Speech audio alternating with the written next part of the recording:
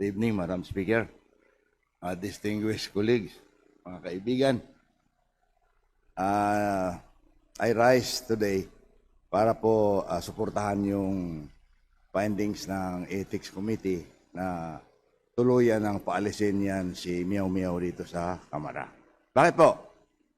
Habang inuusisa natin yung nangyari sa dalawang outages sa Luzon, pinatawag natin yung NGPC, Department of Energy, and para kung anong pwede natin gawin upang mapagbuti ang serbisyo ng NGPC.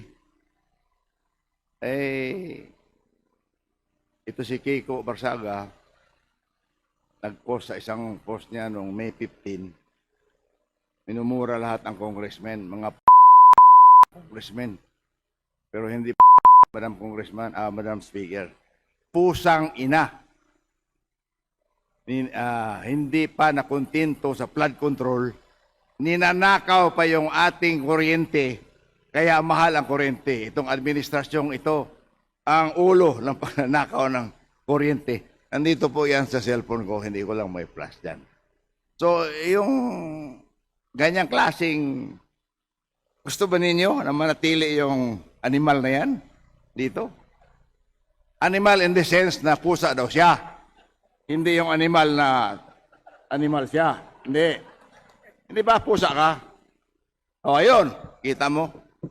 So, dapat kung maaari, maraming nagdidepensa sa kanya, hindi ko rin kayo mapigilan. Ngunit, majority po sa amin, Madam Speaker, distinguished colleagues sa NPC, ay sang-ayon po na patalsikin na yan at masakit ko mang sabihin, kaibigan kong matalig na kaibigan kong tatay.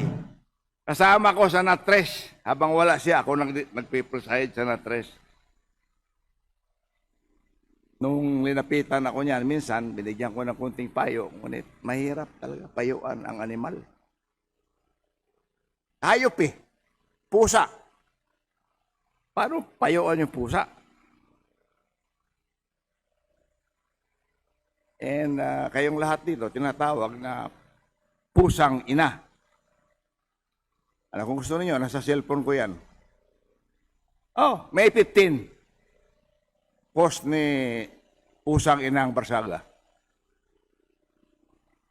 So, wala akong magawa. I have to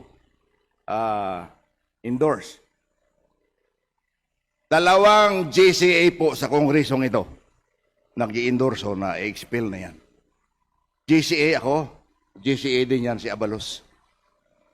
So, pasensya ka na, Kiko, ikaw ay pusang ina mo rin. Kung ganyan man lang ang tawag mo sa amin,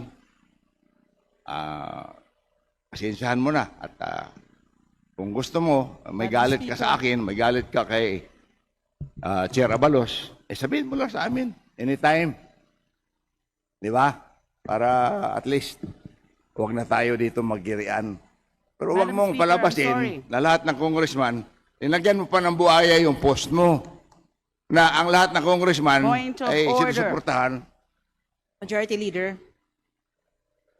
What is the point of order? Bakit po? Yes, I'm raising a point of order here. And a point of propriety. Propriety. Let's not get too harsh here.